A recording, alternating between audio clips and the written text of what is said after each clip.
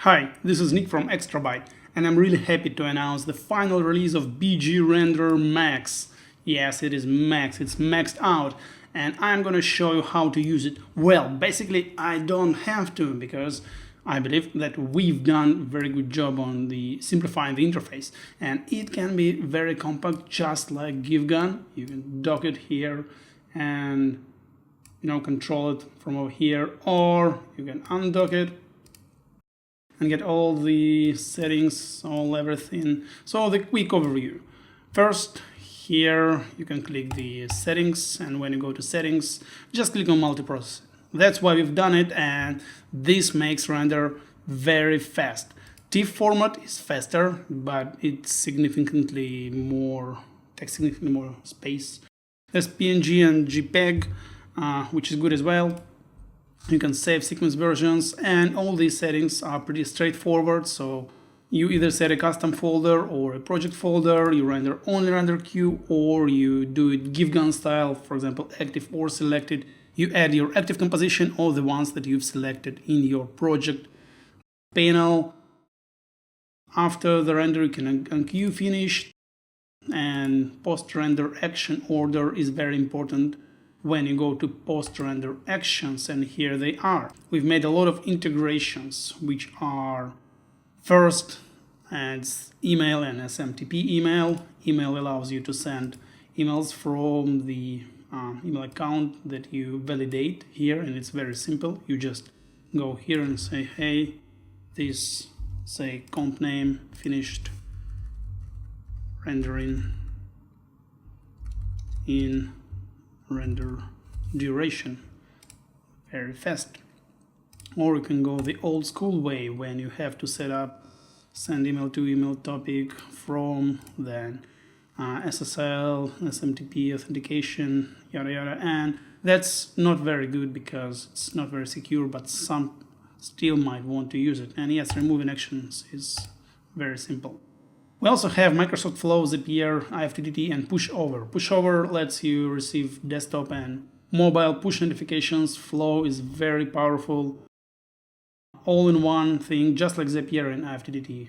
And the difference is IFTTT allows you to create two-step automations. Zapier and Microsoft Flow allow you to create branching logic. You can also get a GIF with GiveGun. You have to have it installed, then you just go to GiveGun, change settings, and you'll get the GIF with these settings exactly. Slack messages are easy as well, they're just the same.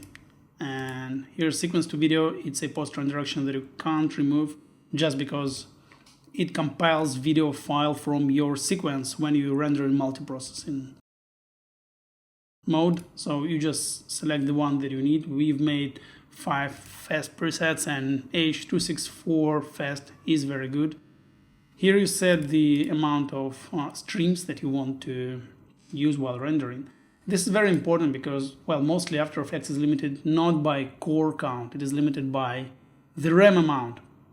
And that's why we do not recommend setting it too high. And we also have, this alert. Also, we have alert for all kinds of issues and errors that might occur. There's not much of them anyway. I'm going to set it to 4, and just like that, click BG render, and yeah, here's the first one. We have nothing in render queue. That's important because, as you see, what to render is only render queue, and render queue is empty. So we can either manually add or set it only active or selected. Then click BG render and it adds it here. What's important is that we have custom render queue view, and as soon as the job starts, here it is, you will see the status, see the name, and after the render is done, you can open the resultant folder, which is good. Just wait for it, and here it is. Here's the final sequence, and the MP4 file is here as well, and we have the BG renderer logo animation. Nice. But we can, as you see, you can sort the render queue which is useful when you have anything there, not just main. And well, I'm gonna open another project, and here we have these 4 compositions with very descriptive names, comp 1 to 4. Let's go and render them. Oh no, I misclicked. So you see, I have to stop the render. I've set the setting that it renders only active or selected, but I have only comp 1 selected. Let's add this composition to the render queue again. Go to settings, set to only render queue, and do it again. And yeah, as you see, we have 4 compositions here. We can sort them by name, we can sort them by status, and as soon as they start, you will see it. Let's sort them by status, which is always good. But you can also, set it to a compact mode and have it somewhere here,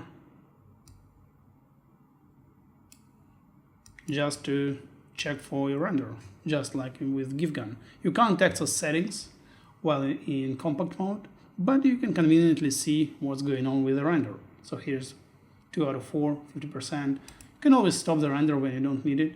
And what's also important is that in this compact mode, you open the settings in a separate window, and the settings are saved as soon as you close it. So, well, basically here it is. Use the BGRender, test it with all your production loads, test all the post-render settings, because you can do really a lot. You can write to Google Sheets, you can make Trello cards, you can turn on, turn off your smart light bulb, Philips light bulbs with IFTTT, it is possible. We've also set up a separate website with information just on BGRender, how it works. If you're not sure how this or that part of the interface works, you just go to settings, you just go anywhere. For example, you don't know how to set up email action, then you can either click this I button and be redirected to bgrender.com, or click anywhere and click on help. And you will get on the page dedicated to this exact action or this exact part of the interface. It will run you through all the setup process. Email, SMTP email, IFTTT, Zapier, everything is in there.